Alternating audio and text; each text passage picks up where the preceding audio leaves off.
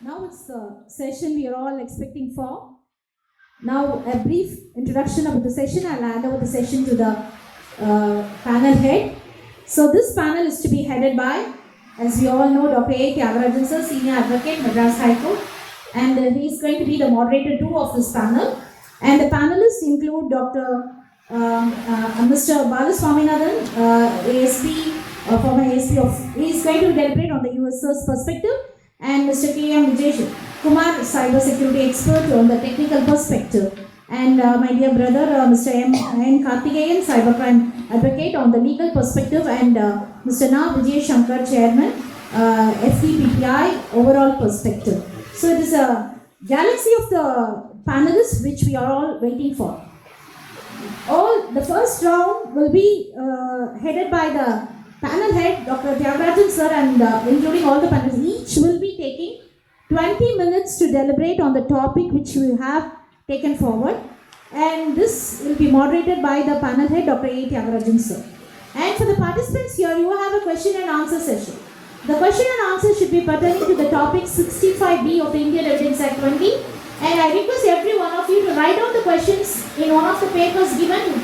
Just clear a page and write your questions, pertinent questions. That will be handed over to the panel head and they will select the question which has to be answered. So I request every one of you to be attentive and put the questions which you want to elicit. It is not the whole cyber law or the Information Technology Act. Today the topic is going to be on 65B. So the questions pertaining should be on 65B. Now I stand apart from the panel and I sit as a student to listen to you, sir.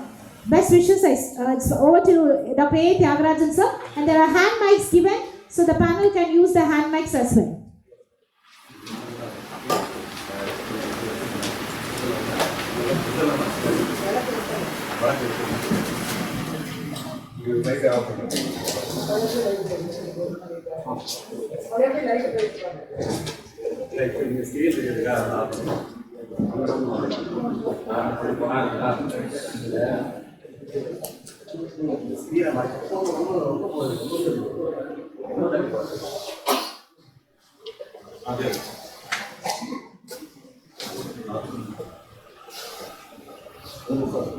Good morning to everyone.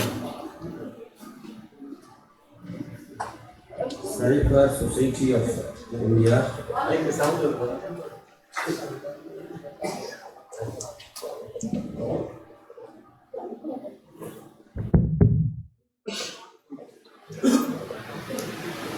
Cyber Society of India. The four pillars. Headed by Balu. Balu Swaminathan, Additional Supreme of Police, K.M. Vijay Kumar, one of the expert, Karthikeyan, a famous advocate in cyber law, and Na Vijay Kumar, formerly called Navi. The Cyber Society formed in 2004. After the amendment came into force, started spreading the procedure, value, and application of the electronic evidence. I think this is the third meeting on the electronic evidence conducted by the Cyber Society of India. Regarding electronic evidence, Adilakshmi also conducting webinars. I think more than 4 or 5 webinars have come on this subject by learned members of the bar, some of the senior advocates. Apart from that, there are various associations, Madras Bar Association, Advocate Association. They also conduct seminars on the Indian Evidence Act particularly about 65B alone. I think till date it has not reached at least 70% of lawyers. Even this cybercrime society conducted last meeting by Masala senior advocate. I also one of the participants. We know the intricacies of this law regarding the Evidence Act is concerned. These are all only on facts, direct evidence or circumstantial evidence, primary evidence documents, secondary evidence. So these are all the areas in which a lawyer has to concentrate. A litigant also must keep in mind. So a lawyer draft a pleading just like a brick. Just like a brick, he collects facts, put all facts in a particular manner to reach his prayer. So the prayer is depending upon the facts, which we call it as a brick constructing a house. The able lawyer will select the brick, namely the facts, plead a particular case, and construct a case in a particular manner which is intended to establish the court of law. And those facts are supported by evidence. The opponent is to demolish the case projected by the person who filed the case. So he is a construction and demolition. He has tried to demolish the case or pull down the bricks built up by the person who has filed the case. So construction and destruction. In the process, the law of evidence plays a major role. I said what is the fact. Just 5 minutes I will tell you the background, otherwise it's very difficult to understand. Facts means what are the requirements to come to a conclusion that particular fact exists, particular thing exists. ஒரு பொருண்மை இருக்கு அப்படின்னு சொன்னா அதற்கான அடிப்படை காரணம் என்ன? அதான் ஃபேக்ட்ஸ். இந்த ஃபேக்ட்ஸ் அப்படிங்கிறத கண்ணால் பார்க்க முடிஞ்சது, காதால் கேட்டது, வாயால் சொன்னது, கான்டெம்பரேரியஸாக சைமல்டேனியஸாக நடக்கக்கூடியது, உணரக்கூடியது, பாடியால் உங்களால் உணரக்கூடியது, இதெல்லாம் வந்து facts. Mental state of mind. ஒரு ஆள் பார்க்கும்போது ஒரு கோபமாக இருக்காரா, சந்தோஷமாக இருக்காரா, சிரிச்சிட்டு இருக்காரா, அதை தான் இப்போ எல்லாம் பாடி லாங்குவேஜ் அப்படின்னு சொல்கிறாங்க. அந்த மூடு, நல்ல மூடில் இருக்காங்க, அது பேச கேளுவாங்க. So these are the elementary things. இந்த facts as far as the case are concerned depend upon the primary evidence and the secondary evidence. Primary evidence அப்படின்னு சொன்னால் இந்த பேப்பரை உங்களை கொடுத்துட்டோம்னா இதான் primary evidence. The very object which is established, which is sought to be proved in the court of law, if it is produced, it is a primary evidence. ஒரு கத்தியால் வெட்டிதான் அப்படின்னு சொன்னால் கத்தியை கொண்டு வந்து கொடுக்கணும் கோர்ட்டில். சாட்சி பார்த்த சாட்சி சொல்லணும், இந்த கத்தியால் இது வெட்டினார் அப்படின்னாக்கா it is a primary evidence. Material evidence has been produced. If you are claiming a property as an owner, you have to produce your sale deed, original sale deed கொடுத்து அவருடைய பொசிஷன் பட்டா எல்லாம் பார்த்தீங்கன்னா you are the owner. So there is no difficulty in producing a primary evidence, best evidence rule.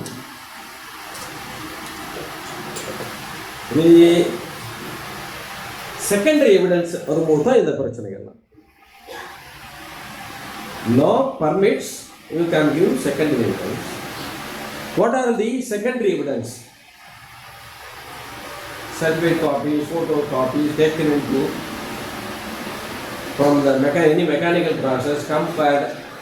So இதெல்லாம் வந்து secondary evidence. அது வந்து normal procedure for the case.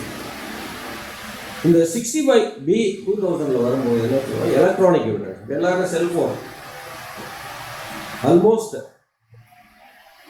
நீங்கள் முழிச்சிட்டு இருக்க நேரத்தில், சாப்பிட்ற நேரம், சில பேர் சாப்பிட்டுட்டு ஃபோன் தான் பார்க்குறாங்க. இந்த தூங்குற நேரம் போகும்போது முழிச்சிட்டு இருக்கும்போது எல்லாரும் பார்த்தீங்கன்னா செல்ஃபோனோடு தான் பார்த்துருக்காங்க. செல்ஃபோனை பார்த்துட்டு இருப்பாங்க. வாட்ஸ்அப்பாக இருக்கலாம், எனி மெசேஜ் வரலாம், மெசேஜ் அனுப்பலாம், மெயில் வரலாம், மெயில் அனுப்பலாம். பேசிகிட்டு இருக்கும்போது பக்கத்தில் இருக்கவங்கள ஃபோட்டோ எடுத்துகிட்டு இருக்கலாம், என்ன பேசுங்க ரெக்கார்ட் பண்ணிருக்கலாம். இதுதான் நடந்துட்டு. ஸோ இது வந்து ப்ராக்டிக்கலாக நடக்கிறது. It is a court of law அப்படின்னு வரும்போது இதெல்லாம் எடுத்துட்டு வரலாம். ஸோ நான் எவிடன்ஸ் அப்படின்னு சொன்னாலே, இப்போ நான் சொன்ன ஃபேக்ட்ஸ் எல்லாம் எவிடன்ஸ் கிடையாது. இந்த பேப்பருக்கு நான் உங்கள்கிட்ட கொடுத்தனா இது எவிடன்ஸ் கிடையாது. ஒரு சேல்டி கையில் வச்சுன்னா அது எவிடன்ஸ் கிடையாது. அதெல்லாம் ஃபேக்ட்ஸ். எவிடன்ஸ் அப்படிங்கிற ஸ்டேஜ் எப்போ வரும் அப்படின்னா, ஒரு விட்னஸ்ஸு பொட்டியில் ஏறி, விட்னஸ் பாக்ஸில் ஏறி அவர் சத்தியபிரமாணம் எடுத்த பிறகு இதுதான் என்னுடைய டாக்குமெண்ட் அப்படின்னு அவர் சொல்லணும். அந்த டாக்குமெண்ட்ல இருக்க கண்டென்ட்ஸ் என்ன, டாக்குமெண்ட் அட்மிட் பண்ணாலும் கண்டென்ட்ஸ் அதுக்குள்ள என்ன இருக்கு அதை சொல்லணும். அதை ஜட்ஜி ரெக்கார்ட் பண்ணணும். ஜட்ஜி ரெக்கார்ட் பண்ண பிறகு அந்த பார்ட்டி கையெழுத்து போடணும். கையெழுத்து போடுறது ஜட்ஜி இனிஷியல் பண்ண பிறகு தான் அது எவிடன்ஸ் ஆகும். அது வரைக்கும் அது எவிடன்ஸ் கிடையாது. It will be in the status of a fact. அது ஒரு பொருண்மையில் தான் இருக்கும். ஸோ த ரெலவெண்ட் ஃபேக்ட் கேஸில் வரும்போது ரெலவெண்ட் ஃபேக்ட் தான் நீங்கள் சொல்ல முடியும். நாங்கள் என்ன பேசிக்கலாம், என்ன வேணாலும் எழுதிக்கலாம், என்ன பேப்பர் வேணாலும் நீங்கள் வச்சுருக்கலாம். லா, கோர்ட் ஆஃப் லான்னு வரும்போது that should be relevant ஃபேக்டாக இருக்கணும். அந்த ரெலவெண்ட் ஃபேக்ட் வந்து அட்மிசிபிளி ஆகணும், நீதிமன்றத்தில் வந்து ஏற்றுக்கொள்ளக்கூடியதாகணும், அட்மிட் ஆகணும். அட்மிட் ஆன பிறகு அந்த கண்டென்ட்டை எஸ்டாப்ளிஷ் பண்ணணும். அதை எஸ்டாப்ளிஷ் பண்ணும்போது ஆப்போசிட் சைடுக்கு ஆப்போசிட் கொடுத்து அதை டிமாலிஷ் பண்ணுறதுக்கான ஆப்போசிட் கொடுக்கணும். ஸோ இதுதான் பேசிக். இது எவிடன்ஸ் தான் நீங்கள் கிடைக்கிறதெல்லாம் பேப்பரில் வரலாம், எவிடன்ஸ் கிடையாது. ஸோ இந்த ட்ரையல் பை மீடியான்னு பார்த்தீங்கன்னா நிறைய பேப்பர்லேயே போட்டிருப்பான். அவனை மூஞ்சியெல்லாம் மறைச்சிக்கிட்டு, சரி டிவியில் பார்த்தீங்கன்னா மூஞ்சி ஃபேஸ் தெரியாது, அவர் போய் குத்துவார், எல்லா வேலையும் நடக்கும். ஒரு கேஸ் நடந்திருக்கும், அதை வந்து மீடியாவெலாம் இப்படி போட்டு வேகமாக நடந்துருக்கு. That media, by trial by media, creates an impression to the society. இப்போ பார்க்குறவங்கள என்ன, அந்த பையன் கொலை பண்ணிட்டான், இந்த பையன் ரேப் பண்ணிட்டான், அந்த பையன் இது பண்ணிட்டான். ஸோ இது creates an impression to the society, but it goes to the court of law. Court of law may acquit the person. அப்போ நீங்கள் எல்லாம் என்ன சொல்லுங்க, இந்த தப்பு ஜட்ஜி எதோ பண்ணிட்டாரு, இந்த போலீஸ்காரர் சரியாக கேஸ் நடக்கல, இந்த வக்கீல் வந்து சரியாக வந்து ரொம்ப வெடிகாத்தனமாக அவங்க வெளியில் வாங்கிட்டாரு அப்படின்லாம் சொல்லுவாங்க. எல்லாமே தப்பு. கோர்ட் ஆஃப் லா அப்படின்னு வரும்போது எவிடன்ஸ் தான். அப்போ நான் சொன்ன மாதிரி ரெலவன்சி இருக்கணும், அட்மிசிபிள் ஆகணும். அட்மிசிபிள் ஆன பிறகு அந்த ரெலவெண்ட் ஃபேக்டரோட சேரணும். சேர்ந்த பிறகு ஜட்ஜோட ஒப்பீனியன். இப்போ இந்த 65B அப்படிங்கிறது என்னன்னா, அந்த எலக்ட்ரானிக் எவிடன்ஸ். ஒரு கம்ப்யூட்டர் இருக்குது, அந்த கம்ப்யூட்டரில் ஒரு மெசேஜை டைப் பண்ணிக்கிறாரு. டைப் அடித்த பிறகு அது வேர்டில் தான், பிடிஎஃப்ல தான், இது மாதிரி அடித்த பிறகு என்ன பண்ணுறாரு, அடிச்சுட்டு உங்கள் கம்ப்யூட்டர் ஃபார்வர்ட் பண்ணுறாரு. உங்கள் செல்ஃபோனுக்கு ஒரு மெசேஜ் வந்து நீங்கள் அப்படியே ஃபார்வர்ட் பண்ணுறீங்க. ஒரு வீடியோகிராஃப் எடுக்கிறாங்க, சிடி பென் டிரைவில் எடுக்கிறாங்க. இதையெல்லாம் இந்த சொந்தங்கள் எல்லாமே எலக்ட்ரானிக் ரெக்கார்ட்ஸ், எலக்ட்ரானிக் எவிடன்ஸ்ன்னு சொல்லி இது நீதிமன்றத்தில் எப்படி எடுக்கணும், எப்படி இதை வந்து யூஸ் பண்ண பிறகு இது எப்படி அட்மிஷன் ஆகும், எப்படி ரெலவன்சி ஆஃப் ஃபேக்ட். ஸோ மூணே பிரின்சிபிள் தான். ரெலவெண்ட்டாக இருக்கணும், அட்மிஷபிள் ஆகணும், அல்டிமேட்டாக court must accept it or reject it. அது support a fact about its existence. ஒரு ஃபேக்ட் இருக்குது அப்படிங்கிறதுக்கான ஒரு அறிகுறி. அது எக்ஸிஸ்டன்ஸ் ஆர் நான் எக்ஸிஸ்டன்ஸ் இருக்கோ அது இல்லையோ. ஸோ இந்த 65Bயில் என்ன சொல்கிறாங்க அப்படின்னு சொன்னால், the electronic evidence வந்து it should be maintained in a particular computer. அதாவது எலக்ட்ரானிக் மீடியா. இதுக்கு வேறு கம்ப்யூட்டர்லேருந்து நீங்கள் ஒரு பிரிண்ட் அவுட் எடுக்கிறீங்க, ஒரு பிரிண்ட் அவுட் எடுக்கிறீங்க அப்படின்னும் போது அந்த பிரிண்ட் அவுட் அந்த கம்ப்யூட்டர்லேருந்து நீங்கள் ஒரு பென் டிரைவில் கூட எடுக்கலாம், ஒரு சிடியில் கூட ரெக்கார்ட் பண்ணலாம், பேப்பரில் பிரிண்ட் அவுட் கூட எடுக்கலாம். இதை நீதிமன்றத்துக்கு கொண்டு வரும்போது நீதிமன்றம் இதை எப்படி அனுசரித்து அட்மிட் பண்ணணுங்கிறது தான் அந்த 65A and B தான் இருக்குது. ஸோ டெஃபனிஷன் செக்ஷன் 3ல் அந்த டெஃபனிஷனை இன்க்ளூட் பண்ணாங்க. These are all document. So document அப்படின்னு வரும்போது இந்த electronic evidence also deemed to be document. டாக்குமெண்ட்டுங்கிற டெஃபனிஷனில் இதை சேர்த்துறாங்க. ஸோ இது டாக்குமெண்ட் ஆகிப்போகுது. ஸோ இது ஓரல் எவிடன்ஸில் வராது. So it is a documentary evidence like other evidence other document. So இது separate category of secondary evidence. இது ஒரு செப்பரேட் கேட்டகரி. இப்போ ஒரு டாக்குமெண்ட் தான் நீங்கள் எழுதுவீங்க, ஒரு டாக்குமெண்ட் ரைட்டர் எழுதுவார், அந்த கம்ப்யூட்டரில் அந்த டைப்பிங் மிஷினில் அடிப்பார், அடித்த பிறகு டிராஃப்டட் பை அதெல்லாம் போட்டு சர்டிஃபிகேட் ஆஃபர் கொடுப்பாரு, ரெஜிஸ்டர் ஆகிறதுக்கு ரெஜிஸ்டர் பண்ணுவீங்க. ஸோ அது வந்து செப்பரேட் கேட்டகரி. இதுக்கு வந்து ஆளே இருக்க மாட்டாங்க. எழுதினாலும் உங்களுக்கு தெரியாது, அனுப்பினாலும் தெரியாது, நம்ம கம்ப்யூட்டர் தான் வந்துருக்கேன். ஸோ இதை நீதிமன்றத்தில் எப்படி இது பண்ணணும்னா அதாவது 65(4)ல் வந்து ஒரு சர்டிஃபிகேட் கொடுக்கணும். ஸோ கம்ப்யூட்டர் எப்படியே மெயின்டைன் பண்ணணும், அதை யார் லீகலாக ஆப்ரேட் பண்ணுறாரு, யார் ஓடுறது, இந்த சிஸ்டம், அந்த சிஸ்டத்துலேருந்து எப்படி இந்த எலக்ட்ரானிக் ரெக்கார்டை க்ரியேட் ஆச்சு, எப்படி ப்ராசஸ் ஆகிடுச்சு, எப்படி எடுத்தாங்க, அதெல்லாம் வந்து நம்ம கார்த்திகேயன் சொல்வார். இது வந்து பேசிக் ஒரு சர்க்கம்ஸ்டன்சஸ் சொல்கிறாங்க. ஸோ இந்த சுச்சுவேஷனில் சுப்ரீம் கோர்ட் ஃப்ரம் கசாப் கேஸ்லேருந்து லேட்டஸ்ட் கேஸ் வரைக்கும் இன்னும் different types of cases, election கேஸாக இருக்கும், மாடல் கேஸாக இருக்கும், எப்படியெல்லாம் அசஸ் பண்ணியிருக்கிறாங்க, எப்படியெல்லாம் அட்மிட் பண்ணியிருக்கிறாங்க, இந்த செக்ஷன் 65B இது மேண்டேட்ரியா இல்லை டைரக்டரியா அல்லது வந்து இது வந்து அதர் செக்ஷன்ஸ் இந்த ஆக்டில் இருக்க அதர் ப்ரொவிஷனோட சேர்ந்து படிக்கலாமா அல்லது இது தனியாக படிக்கணுமா? ஸோ சுப்ரீம் கோர்ட்டில் எப்படி டீல் பண்ணியிருக்கு இந்த இஷ்யூஸ், இண்டிவிஜுவலாக செப்பரேட் கோட் பை இட் செல்ஃப்னு சில ஜட்ஜ்மெண்ட்டில் சொல்கிறாங்க, சில ஜட்ஜ்மெண்ட்டில் இல்லை அதெல்லாம் ஒன்று தேர் இஸ் நோ பார், அதனால் நீங்கள் மற்ற ப்ரொவிஷனையும் சேர்த்து சொல்லலாம்னு சொல்கிறாங்க. இந்த மாதிரி சுச்சுவேஷனில் நம்ம கார்த்திகேயன் அவர்கள் பேசுவார். முடிஞ்ச பிறகு நான் பின்னாடி வந்து உங்களுக்கு சொல்கிறேன். இப்போ வந்து பாலு சுவாமிநாதன் சார் வந்து யூசர் பர்ஸ்பெக்டிவில் பேசுவார்.